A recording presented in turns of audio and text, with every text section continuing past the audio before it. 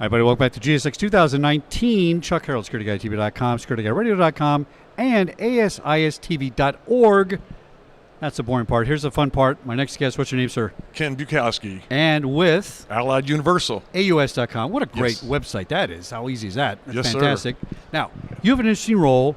You handle the vertical markets. Yes, sir. And let's explain to people what that means, because that's a real specialty. Yeah, what that means is, I manage a team of market experts. So whether that be healthcare, education market, petrochemical, chemical, utilities, I've got specialists in each one of those markets. And why that's important is our customers expect us to understand their business. And when we create a security program, it's important that we understand their needs, their requirements, and tailor that security program to fit that. Well, by you keeping your clients in compliance, you're in compliance. I mean, right. And I find clients don't like doing that stuff. It's a lot of work, right? It's a lot of work, and the regulations are different between different industries. Yep. You get in healthcare, you've got HIPAA requirements. You've got, EMTALA and all the Joint Commission stuff, things of that nature, where you go to a nuclear plant and it's all about OSHA and things of that nature.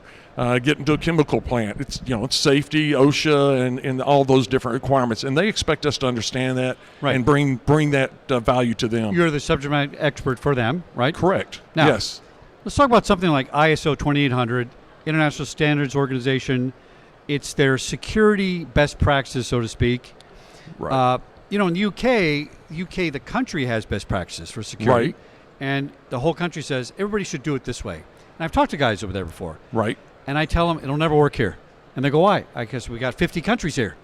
Basically. They want to do their own thing similar. Yes. But should we start going that way in the industry? Should we try to get something that's a minimum across the board to kind of raise the bar for everybody? Yeah, no, I mean, it makes a lot of sense, and there is talk of that. I mean, there's been talk ongoing for years, and of course, ASIS has done a job of setting some guidelines and standards that, at least for best practices, folks expect you to follow that.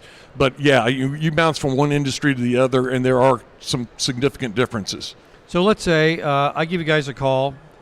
I have a specific organization or a manufacturing business or something that you've never done before. Mm-hmm. Are you the guy to call to say, I'm going to go find the subject matter expert for this vertical, and we're going to create it? Yes. You guys can do that. Yes, we can do that. Yeah, and I mean, that has happened. And matter of fact, we're constantly looking at data to see what industries are emerging that are in greater and greater need of security. Oh, that's interesting. Okay. So let's talk about the data. What are you seeing as the next big thing? What's coming? What's emerging? What do we got to worry about? Yeah, well, I would say probably the biggest thing right now are the K through 12 schools. Okay. And in the past, if they had security at all, it was access controlled by maybe the front desk secretary or something of that nature. Yeah, that's right. Yeah. And okay, she lets you in, she signs you in, but the more and more we look at the schools, the more and more serious people are taking security. So not just electronic security, but also putting physical security in place, whether that be resource officers, the local police department, or even hiring private security. So I would say that's probably the one we're looking at the closest, and we're seeing the most growth in that area. But it's primarily the private schools that are embraced it. I think that's interesting. Yeah, I think it's easier for them to get the funding and react quickly. Plus, parents are spending a lot of money to send their children there. So they expect security. Now, I've had this discussion with my kids went to private schools. They were lucky enough to go to private school. And if I walked in the door and said, you know what, I don't like something, they listened because I'm writing a $20,000 a year check, all right? Right. And so there's some clout there. But the public school people should not be punished for that. Their voice should be equal to mine.